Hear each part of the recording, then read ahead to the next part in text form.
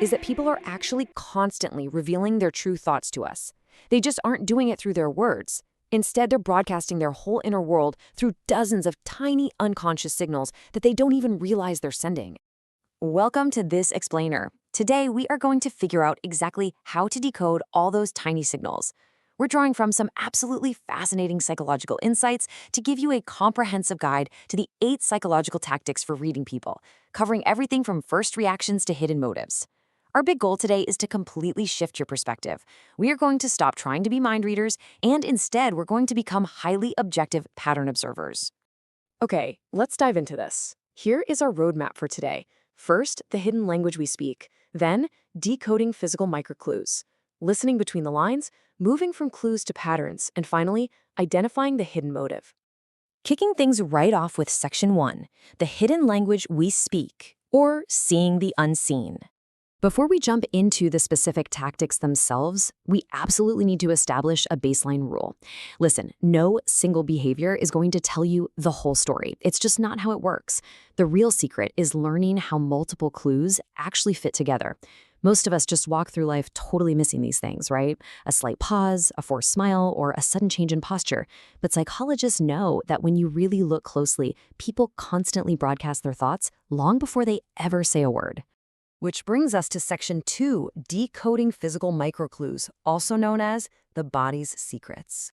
So tactic number 1, watch that very first reaction.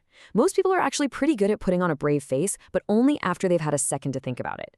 Imagine telling a coworker you just got a big promotion. They smile, they say congrats, but right before that smile, you might catch a split-second flicker of disappointment. Their brain reacts instantly, and then boom, a fraction of a second later, the social mask goes right up. That first fraction of a second is where the truth lives. Tactic number 2 is honestly one of my favorites, and it's so incredibly revealing. Follow their feet. This perfectly contrasts what average people do with what expert observers do.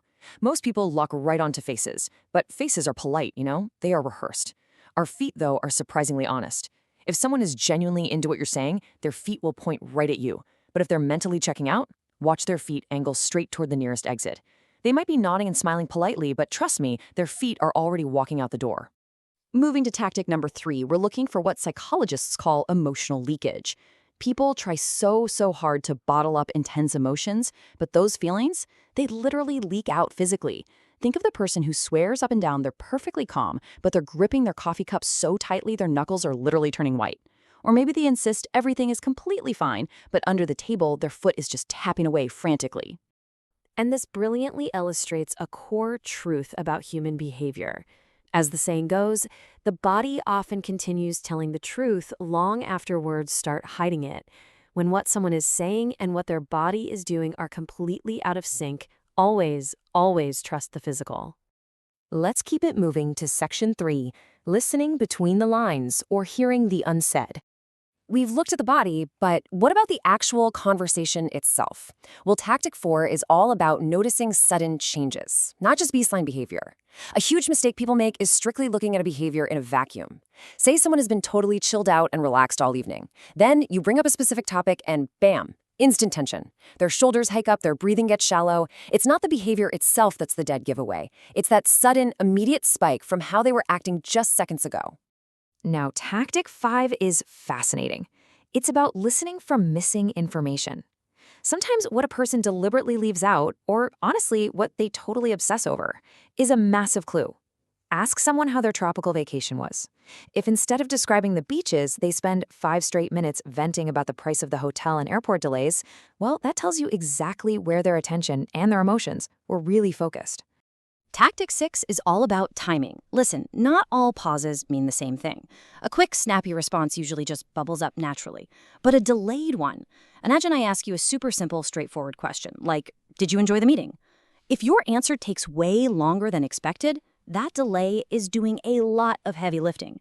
It tells me you're filtering, you're uncertain, or you're carefully choosing your words. It doesn't automatically mean you're lying, but it is a vital clue you cannot ignore. Which leads us to Section 4, moving from clues to patterns, stacking the evidence. So, the crucial point is this. Everything we've talked about so far, whether it's a crossed arm, a sudden pause, feet pointing at a door, none of it proves absolutely anything on its own. Amateurs spot one single signal and just jump to wild conclusions. But pros, they use tactic 7, the cluster rule. This is the professional practice of looking for 3, 4, or even 5 signals that all point in the exact same direction. When you get a forced smile, plus their feet point away, plus their response is heavily delayed, yeah, your confidence skyrockets. It's about stacking multiple clues to form a reliable pattern. Finally, we arrive at Section 5, identifying the hidden motive, the master key. Let's see how all this builds into Tactic 8, which is honestly the ultimate, most powerful tactic of the whole shebang. To truly master reading people, you have to make a huge mental shift. Stop trying to read minds. Human thoughts are chaotic. They change by the second.